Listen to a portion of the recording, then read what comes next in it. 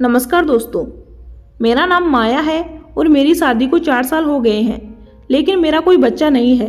मैं भगवान से हर समय प्रार्थना करती थी कि मुझे एक औलाद दे दे ताकि मैं उसके सहारे ज़िंदगी गुजार सकूं। मेरी सास बहुत जिद्दी स्वभाव की औरत थी। जब मेरी शादी हुई और मैं इस घर में आई तो पहले दिन ही मुझे उनके रंग का पता चल गया था। पहले ही दिन मेरी सास मुझसे अपनी हर बात मनवाने लगी थी और अगर मैं नहीं मानती तो मेरे पति को मेरे ही खिलाफ बिड़खा देती। इस वजह से मैं बहुत परेशान रहने लगी। जब शादी के 4 साल बाद भी मुझे बच्चा नहीं हुआ तो मेरी सास ने मुझे बच्चे के ताने देने शुरू कर दिए।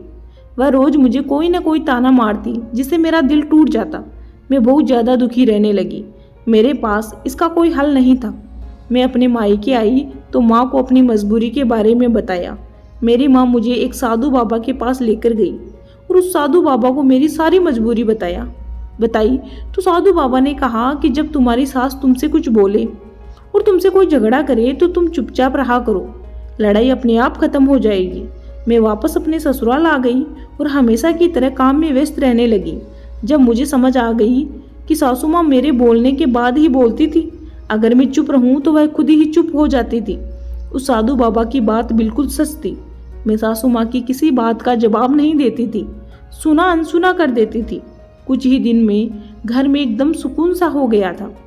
लेकिन फिर तभी सासू माँ पर घर के वारिस का भूत सवार हो गया कि मुझे तो बस मेरा वारिस चाहिए, चाहे कुछ भी हो जाए। तुम बांझ हो, इस तरह की बातें मुझे सुनाने लगी और मैं बस खामोशी से अपने दुख के आंसू पीती रही। मैं बुरी तरह से परेशान हो गई थी। मेरे पति भी मेरा साथ नहीं देते थे। लेकिन कुछ ही दिनों के बाद भगवान की मुझ पर कृपा हुई और मुझे पता चला कि मैं प्रेग्नेंट हूँ।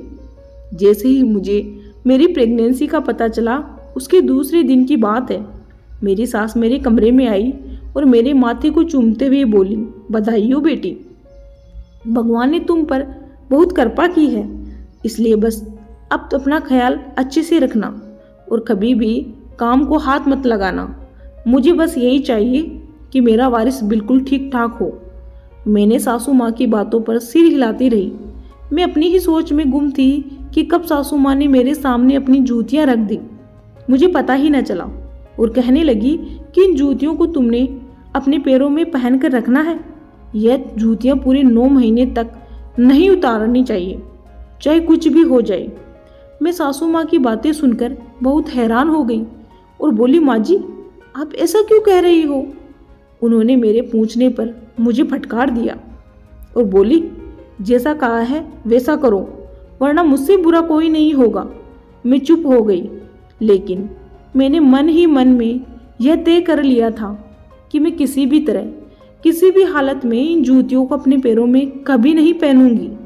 मैंने उनके सामने जूतियां पहन ली और बाहर जाने लगी। सासू माँ ने मुझे रोक दिया और कहने लगी कि तुम आराम करो, बाकी का काम मैं देख लूँगी। सासू माँ के जाने के बाद मैं गहरी सोच में पड़ गई कि सासू माँ ने मुझे अपनी जूतियाँ पहनने को क्यों दी है।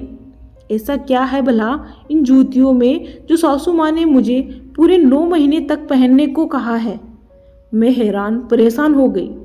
मेरी समझ में नहीं आ रहा था कि पूरे 9 महीने तक इन जूतियों को कैसे पहन कर रखूँगी।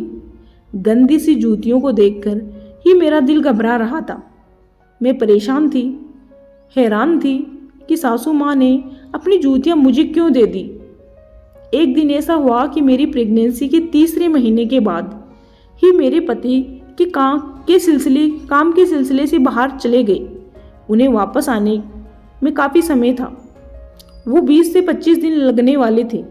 उन्होंने मुझे अपना ख्याल रखने के लिए कहा और सासू माँ का आशीर्वाद लेकर चले गए। उनके बिना मैं बहुत अकेला महसूस करने लगी। सासू माँ अपने काम रखने वाली औरत थी। मैं अक्सर यह सोचने लग जाती थी कि अगर मुझे पहली बेटी हो गई तो पता नहीं सासू माँ मेरे साथ क्या करेगी। वह तो शायद मुझे इस घर में ही रहने नहीं देगी। सासू माँ रोज मुझे देखने आती थी कि मैंने उनके दिए हुए जूतियाँ पहनी है या नहीं। उनका कहना था कि बस जो जूतियाँ तुम्हारे पाँव में हैं वह उतरनी नहीं चाहिए। मेरे पति काम के सिलसिले में बाहर गए हुए थे। सासू माँ भी मेरा ख्याल रख रही थी।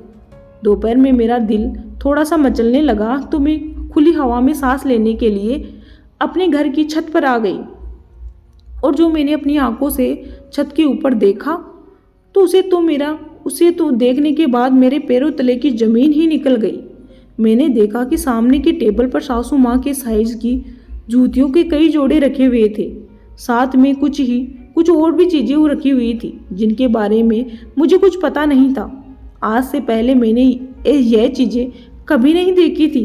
मैं बड़े गौर से टेबल पर पड़े सामान और जूतियों को देख रही थी। बेशक यह सब सासू माँ का सामान है, लेकिन ये जूतियाँ लोगों को क्यों देती है? इन जूतियों में ऐसा क्या है? यही बात मुझे परेशान कर रही थी। मैंने उन जूतियों से अपनी जान छुड़ाने के लिए अपनी सास से इजाज़त मांगी और बोली, मैं अपनी माँ से मिलने के लिए जाना चाहती हूँ। पहले तो उन्होंने इनकार कर दिया और फिर बोली, अपनी माँ को इधर ही बुला लो।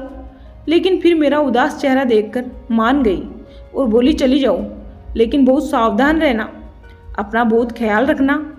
बेटा मैं नमस्कार करके वहाँ से निकली और रिक्शे में बैठकर अपने मायके आ गई। मैंने माँ को बताया कि किस तरह सासू माँ ज़बरदस्ती मुझे अपनी पुरानी जूतियाँ पहनने को मजबूर करती है। मेरी बातों से मैं खुद ही अचरज में पड़ गई कि यह क्या मामला है। मैंने माँ से कहा कि मार्केट चलते हैं, मुझे किसी भी तरह से इन जूतियों से अपनी जान छुड़वानी है। माँ मुझे मार्केट लेकर आ गई। वहाँ से मैंने बिल्कुल वैसी ही जूतियाँ खरीदी जैसी मेरी सास की थी। मैंने वह खरीदी हुई जूतियाँ पाँव में पहन ली और सास की दी हुई जूतियों वहाँ पड़े कूड़ेदान में फेंक दिया और मैं मन ही मन शांति के साथ अपने घर आ गई। मुझे इस बात से बहुत अच्छा महसूस हो रहा था कि मेरी उन जूतियों से जान छूट गई है। जूतियों की वजह से मुझे अजीब सी परेशानी होती थी। मैंने नई जूतियों को थोड़ा सा रगड़कर पुराना कर दिया था ताकि वह देखने में वैसी ही दिखे, लेकिन मुझे समझ नहीं आ रहा था कि ऐसा क्यों हो रहा है। मुझे लग रहा था कि मैं अगली सांस नहीं ले पाऊंगी। तभी मेरे दिमाग में यह बात आई कि शायद ये जूतियाँ बदलने की वजह से हो रहा हो। मैं जब घर आई तो मेरी सास मेरे ही इंतजार में बैठी थी। जैसे ही मैं घर में दाखिल हुई तो उनकी नज़रें मेरे पैरों पर टिक गई। क्या मैंने उनकी दी हुई जूतियाँ पहनकर रखी है या नहीं? लेकिन मेरे पाँव में अपनी दी हुई जूतियाँ देखकर उनको इस बात की तसल्ली हो गई थी, लेकिन मेरी जिज्ञासा और बढ़ गई। मेरी सास के बर्ताव ने मुझे सोचने पर मजबूर कर दिया था कि क्या वास्ता इन जूतियों का, वह भी इतनी सड़ी हुई हालत में जूतियाँ हैं। मुझे किसी भी तरह आज की सच्चाई तक पहुंचना था, लेकिन मेरा सास के सामने मेरा यह मंसूबा पानी भरता नजर आ रहा था। उनकी नज़रें बहुत तेज थी, हर वक्त मुझ पर ही टिकी रहती थी। मैं बहुत दिनों से किसी मौके की तलाश में थी जो मुझे आखिरकार मिल ही गया। एक दिन सासू माँ को उनकी किसी सहेली के घर जाना था और मेरे लिए यह सुनहरा मौका था। सासू माँ ने जाने की तैयारी की और जाते समय मुझे कुछ ज़रूरी बातें बताकर चली गई। उनके जाने के बाद उनके कमरे में आई और उनका पूरा कमरा देखने लगी कि शायद मुझे उन जूतियों के रहस्य के बारे में कुछ पता चल जाए। मैं बहुत चिंतित अवस्था में इधर उधर घूम रही थी। तभी मेरी नज़र अलमारी के ऊपर रखी धूल भरी किताबों पर पड़ी। मैंने हैरानी से उन किताबों की तरफ देखा, क्योंकि मेरी सास तो 5वीं तक पढ़ी हुई थी, तो ये किताबें कौन पढ़ता है? यह बात तो मेरे लिए सोचने लायक थी। मैंने अलमारी के ऊपर से वह किताबें नीचे उतारी जो देखने में काफ़ी पुरानी लग रही थी। मुझे तो कुछ समझ नहीं आ रहा था। मुझे पहले तो लगा कि उनको खोलूं या ना खोलूं, लेकिन सच्चाई से पर्दा उठाना भी जरूरी था। मैंने जैसे ही वह किताबें खोली तो आश्चर्य से मेरी आंखें खुली की खुली रह गई। मैं ध्यान से एक पन्ना पलट कर देखने लगी। उस किताब में बहुत कुछ पुरानी तस्वीरें थी, जिनमें से एक खूबसूरत आदमी एक लड़के को लेकर खड़ा था। लेकिन एक बात इस किताब में अजीब थी, जो कि हर तस्वीर के पीछे जूते बने हुए थे, जैसे वह किसी खास मकसद के लिए बनाए गए हों। मैंने सासू माँ के आने से पहले सारा कमरा समेटा और बाहर आ गई। मेरा दिल बहुत घबरा रहा था और मैं यही सोच रही थी कि आखिर क्या है ये मामला, जैसे कि कुछ गलत है। जैसे जिससे मैं अनजान हूँ, लेकिन क्या है सासू माँ की जूतियों का क्या राज है? कौन सी ऐसी वजह है जिसकी वजह से उन्होंने मुझे अपनी पुरानी जूतियाँ पहनने को दिए थे? मैं हर रोज अपने भगवान से एक ही चीज़ मांगती थी कि हे भगवान, मुझे अच्छी और नेक औलाद देना। सासू माँ घर आ गई थी और जब से आई थी अपने कमरे में बंद थी। मैं हैरान हो गई थी क्योंकि जब से वह आई थी वह खामोशी से बैठी थी। मुझे अंदाज़ा लगने में देर न लगी कि वह कुछ परेशान है। 2 घंटे बाद खाना तैयार होते ही मैं सासू माँ को बुलाने उनके कमरे में गई। मैंने सासू माँ को बहुत आवाज़ लगाई, लेकिन उनका कोई जवाब नहीं मिला। मुझे लगा कि सासू माँ सो रही है। मैं वापस आ गई। रात के 10 बजे का वक्त था। मैं किचन में दूध गर्म कर रही थी। तब मैंने देखा सासू माँ कंबल ओढ़े, चेहरा ढक के धीरे धीरे कदम उठाती कहीं जा रही थी। मैंने एक नज़र घड़ी पर मारी तो 10 बज चुके थे। मैं हैरान थी कि सासू माँ रात को इस वक्त कहाँ जा रही है। जब से वहाँ आई थी अपने कमरे से बाहर नहीं निकली थी। मैंने दूध का चूल्हा बंद किया और सासू माँ के पीछे पीछे चलने लगी। सासू माँ अपना इलाका छोड़कर किसी एक सुनसान जगह पर जाकर रुक गई। सासू माँ चलते हुए एक टूटे फूटे दरवाजे के सामने रुकी और उसे खटखटाने लगी। कुछ ही देर में अंदर से एक आदमी 50 से 55 साल का बाहर निकला और सासू माँ से कुछ बात करते करते अंदर लेकर सासू माँ को चला गया। मैं हक्की बक्की होकर ये सब देखती रह रही थी।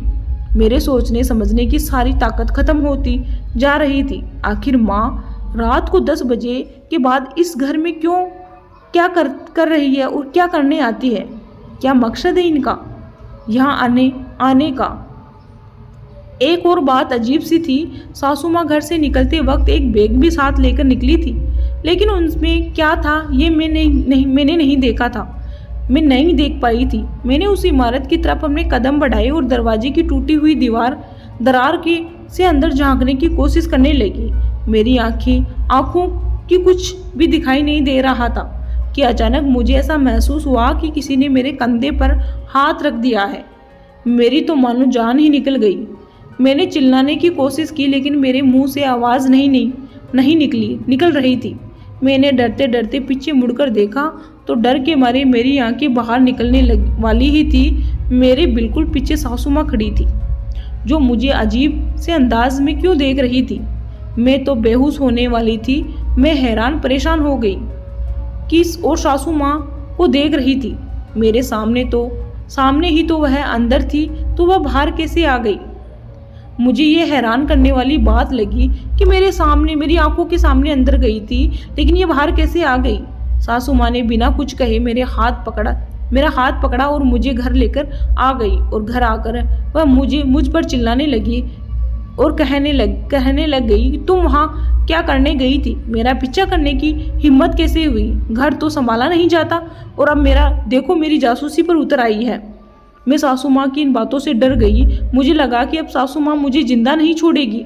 मैं उनसे माफ़ी मांगने लगी। उन्होंने मेरी बातों का जवाब नहीं दिया और अपने कमरे में जाकर खुद को बंद कर लिया। मैं बहुत डर गई क्योंकि मेरे पति घर आने वाले थे। मुझे बस यही डर सताए जा रहा था कि माँ अब न जाने उनको क्या पट्टी पड़ाएगी और फिर मेरा क्या हासिल होगा। मैं अपने कमरे में आकर बैठी और अपनी माँ को फ़ोन लगा दिया। मैंने माँ को सारी बात बताई। माँ खुद बहुत हैरान थी कि मेरी सास का यह क्या बोल रही कि वह अपनी सास के बारे में यह क्या बोल रही थी और आखिर तेरी सास का ये क्या माजरा है। मैंने माँ से कोई तरीका पूछा जिससे मेरी सासू माँ का मूड अच्छा हो सके। जिस पर माँ ने मुझे सास के लिए अच्छा सा खाना बनाने के लिए कहा। मैंने रात को खाना बनाया और अपनी सास के कमरे का दरवाज़ा खटखटाया। उन्होंने दरवाज़ा खोला और गुस्से वाले अंदाज में बोली, क्या है? क्यों इतनी देर से दरवाज़ा पीट रही हो? मैंने सासू माँ का हाथ पकड़ा और बोली, माँ जी, मैंने आपके लिए बहुत स्वादिष्ट खाना बनाया है और सब आपकी पसंद का है। सासू माँ ने मुझे घूर कर देखा जैसे कुछ बताना चाहती हो। मैंने सासू माँ का हाथ थामा और उनको लेकर टेबल पर आ गई। मैंने सासू माँ की प्लेट में बिरयानी निकाली ही थी कि घर बाहर के दरवाजे पर दस्तक हुई। मैं दरवाज़ा खोलने जा रही थी, लेकिन सासू माँ बोली, तू बैठ, मैं खोलती हूँ। सासू माँ ने दरवाज़ा खोला तो सामने मेरे पति हाथ में बैग लेकर खड़े थे। मैंने उनको नमस्कार किया और खाने के लिए प्लेट लगाने लगी, लेकिन वह फ्रेश होने के लिए बोलकर कमरे में चले गए। अंदर से मेरा दिल बहुत घबरा रहा था। अब न जाने सासू माँ क्या कहेगी उनको। हम सब ने आराम से खाना खाया और मेरे पति सासू माँ को अपने सफ़र के बारे में बातें बताने लगे। मैं उन सब से बेखबर अपने ख्यालों में खोई हुई थी। मैं अपने कमरे की तरफ बढ़ रही थी कि सासू माँ ने मुझे पकड़कर वहीं बिठा दिया, क्योंकि मैं जानती थी कि सासू माँ का मुझे रोकने का मकसद सिर्फ मुझे नीचा दिखाना था। इसलिए मैंने सासू माँ से आंखों ही आंखों में मिन्नतें की। इसलिए शायद उनको भी मुझ पर कुछ दया आई और उन्होंने विजय को कुछ नहीं बताया। मैंने भगवान का शुक्रिया अदा किया और मैं अपने कमरे में आ गई। मैं अपने कमरे में आकर सोने के लिए लेटी ही थी तो मेरे दिमाग में सारी बातें वही घूमने लगी। कल जो हुआ वह बिल्कुल भी ठीक नहीं हुआ था। कुछ तो था जो धुंधला सा था, जो सबकी नज़रों से छुपकर था।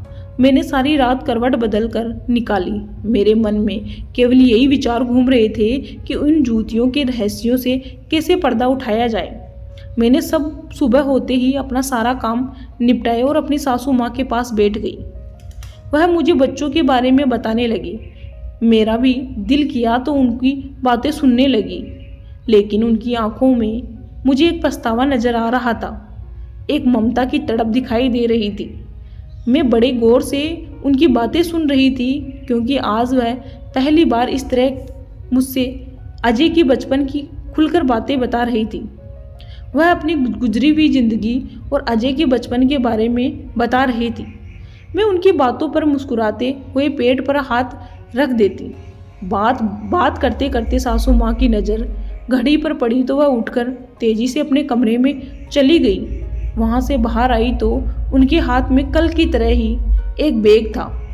मैं कल की घटना से डरी हुई थी, इसलिए मैंने कुछ पूछना ठीक नहीं समझा। सासू माँ तेज कदम उठाती हुई घर से निकल गई। पता नहीं इतनी तेजी से वह घर से निकलकर क्यों गई। मैंने आश्चर्य से उनकी जल्दबाजी नोट की। उनकी हालत बड़ी अजीब थी, जैसे कोई बहुत कीमती चीज हो जिसे वह खोना नहीं चाहती थी। मैं हिम्मत नहीं हारना चाहती थी। मैंने अपना हुलिया बदलकर उनका पीछा किया तो मालूम पड़ा कि आज भी सासू माँ उसी घर में आई है जहाँ कल आई थी। मैं इस घर के बारे में जानने को उत्सुक हो रही थी और मैं इस घर के बारे में पूरी तरह जान लेना चाहती थी कि ऐसा क्या है इस घर में जो सासू माँ रोज यहाँ आती है। उनकी ऐसी कौन सी कीमती चीज़ है जो यहाँ छुपाई है। मैंने देखा कि लगभग आधे घंटे के बाद सासू माँ बाहर आई और उनके हाथ बिल्कुल खाली थे। अब तो मैं घर तो देख चुकी थी, तो मैंने सोचा कि कल किसी भी हाल में इस घर के अंदर के राज को पहचान कर रहूँगी। मैं सासू माँ के घर पहुँचने से पहले ही घर पहुँची और अपने काम में बिजी हो गई। जब सासू माँ घर आई तो मुझे किचन में काम करते देखकर टेरिस की तरफ बढ़ गई। मैंने भी उनका पीछा किया और टेरिस पर आ पहुँची, क्योंकि मेरे मन में भी चैन नहीं पड़ रहा था। टेरिस पर आई तो देखा सासू माँ टेरिस पर एक कोने में बने स्टोर रूम में गई है और वहाँ से मेरे पति के कुछ पुराने कपड़े और कुछ ज़रूरी चीज़ें थैले में भर रही थी। मैंने सोचा कि शायद किसी गरीब को देने होंगे। मैं सिर झटकाते हुए नीचे आ गई। सासू माँ का रोज का यही कारोबार हो गया था कि वह अजय के आने से पहले उस घर की जरूर जाती और उनके आने से पहले लौट आती। मैं कुछ दिन तो यह सब देखती रही, लेकिन जब सासू माँ ने मुझे मायके जाकर 10 दिन रुकने को कहा तो मुझे जोरदार झटका लग गया, क्योंकि आज तक सासू माँ ने कभी मायके जाने को नहीं कहा था, लेकिन अभी तो 10 दिन रुकने की इजाज़त दे रही थी। तभी मैं समझ गई कि दाल में ज़रूर कुछ ना कुछ काला है। इससे पहले कि मैं मना करती, विकास ने मुझे भेजने से मना कर दिया। विकास के मना करने से पर सासू माँ इतना सा मुंह बनाकर रह गई। आज मेरा इरादा सासू माँ के पीछे पीछे उस घर में जाने का था। मैंने घर के सारे काम किए और विकास के कपड़े पहन निकाल कर सोफे पर रखने लगी। तभी मुझे दरवाजे खुलने की आवाज़ आई। मैंने घड़ी की तरफ देखा तो वह यही समय था जब सासू माँ उस पुरानी इमारत में जाती थी। मैंने ठान लिया था कि आज इन जूतियों का और उस पुरानी इमारत का राज जानकर ही रहूंगी। सासू माँ के पीछे ही मैं इस घर में पहुंच गई और घर को देखने लगी। मैं घर की दीवार की आड़ में छुपकर सब कुछ देख रही थी। वह घर कम खंडर ज़्यादा लग रहा था। मैंने देखा वहाँ सिर्फ एक चारपाई और कुछ खाना रखा हुआ था। तभी मुझे सासू माँ की आवाज़ सुनाई दी, जो एक लड़की जैसे दिखने वाले लड़के को कपड़े दे रही थी। मैंने जैसे ही उस लड़की की शक्ल देखी तो मेरी नज़र के सामने तारे नजर आने लगे। वह लड़का बिल्कुल विजय जैसा ही दिख रहा था, लेकिन वह कुछ अजीब था। उसकी हरकतें और चाल चलन लड़कियों वाला था। मेरी आंखें खुली की खुली रह गई और मैं आश्चर्य में पड़ गई कि ये आखिर हो क्या रहा है, कि ये कौन सा अजूबा है। मैंने देखा कि जूतियों का ढेर उस लड़के के चारपाई के साथ में लगा हुआ था और उस चारपाई की चारों तरफ जूतियां ही जूतियां लटक रही थी। मुझे पता चला कि कब मेरे पैर आगे बढ़ गए, मुझे पता ही न चला और मैं सासू माँ के सामने आकर खड़ी हो गई। आज मुझे अपने सारे सवालों के जवाब चाहिए थे। मैंने सासू माँ से पूछा, यह सब क्या हो रहा है माँ जी? ये लड़का कौन है और आपने इसे यहाँ क्यों कैद करके रखा है? मेरी बातें सुनकर सासू माँ के चेहरे का रंग उड़ गया। उनको पता चल गया था कि मैं सब जान चुकी हूँ। सासू माँ नीचे बैठते हुए गम को मिटाते हुए बोलने लगी और सारी बातें उन्होंने मुझे बताई कि मेरी शादी के 2 साल बाद मेरी सास को सिर्फ वारिस चाहिए था। वह मुझे डॉक्टर के पास लेकर गई थी और उनकी दवाइयों की डोज पूरा करने के बाद मैंने 2 जुड़वा बेटों को जन्म दिया, लेकिन एक बच्चा तीसरे जिन्स का था। जब दोनों बच्चे धीरे धीरे बड़े होने लगे, उनके रहन सहन में बदलाव होने लगा। जब मेरी सास को यह पता चला तो उन्होंने मुझे कहा, इस बदनामी को मेरे घर से निकाल कर बाहर फेंक दो, वरना खुद भी यहाँ से चली जाना। मैं बहुत रोई, लेकिन उनको मुझ पर जरा भी तरस नहीं आया। मेरे पति ने दिन रात मुझ पर जुल्म किया और इसे अपनी औलाद मानने से इनकार कर दिया। मैंने भगवान से प्रार्थना की कि मेरा कोई सहारा बने। मेरे पति ऐसा बच्चा पैदा करने की वजह से मुझे तलाक दे चुके थे। मैं दोनों बच्चों को लेकर शहर आ गई, लेकिन जहाँ बदनामी के डर से मैंने अपने बच्चों को छुपा कर रखा था, दुनिया बहुत जालिम है। जब सबको मालूम पड़ा तो हमें सुकून से न रहने दिया। मेरे विजय पर भी लोग ताने कसने लगे। फिर मैंने किसी आदमी की मदद ली और इससे भगवान का ध्यान करवाने लगी। यह जो भी आशीर्वाद देता है वह सच हो जाता है। एक दिन मेरी एक ऐसी ही औरत से मुलाकात हुई जिसकी 7 बेटियां थीं। वह बहुत गरीब थी, उसको बेटे की चाह थी। मैंने अपने बेटे से उसको आशीर्वाद दिया और अपने बेटे की पहनी हुई जूतियां उसे दे दी तो भगवान की कृपा उसके घर में हुई और उसे एक बेटा पैदा हुआ। तब से मैं ऐसी औरतों की मदद करने लगी जो बहुत मजबूर है। उनके लिए अपने बेटे से आशीर्वाद और उनके बदले में कुछ ना लेती, बस मुझे खुशी होती। मेरा बेटा किसी के काम आ रहा है। इसी तरह से यह सब चलता रहा और जब तुम प्रेग्नेंट हुई तो मैंने तुम्हें मेरे बेटे की जूतियाँ पहनने को दी ताकि तुम्हें भी बेटा पैदा हो। लेकिन मैंने कभी किसी को भी नहीं बताया कि यह जूतियाँ मेरे बेटे की है। मैं उनको यह जूतियाँ अपने बेटे के पैरों से निकाल कर देती थी। अब तुम यह राज जान गई हो, तुम्हारे सामने हाथ जोड़ती हूँ, मेरे बच्चे के बारे में किसी को कुछ मत बताना। सास सिसकियाँ लेते हुए रो रही थी। मैंने हल्के से उनके कंधे पर हाथ रख दिया और बोली कि माएँ ऐसी भी होती है। मेरा दिल आज खून के आंसू रो रहा था। पीछे खड़ा विजय का भाई मुझे डरते हुए देख रहा था। मैंने उसे भी प्यार से अपने पास बुलाया और खूब प्यार किया। मैं दिल में सोच रही थी कि लोग बुरे नहीं होते, उनको बना दिया जाता है। ऐसे लोगों का आशीर्वाद आपकी रूठी हुई किस्मत को आपकी खुशनसीबी में बदल सकता है। ये लोग खुद तो नहीं बनते, इनको भी भगवान ने बनाया है, जिससे जिनसे आम इंसान को जैसे आम इंसान को बनाया है उसी तरह इन लोगों को भी भगवान ने ही बनाया है। तो उनमें और हम में फ़र्क क्या है, क्यों? बल्कि इनकी इज्जत करनी चाहिए, और इज्जत वही लोग देते हैं जो इज्जतदार होते हैं। धन्यवाद दोस्तों।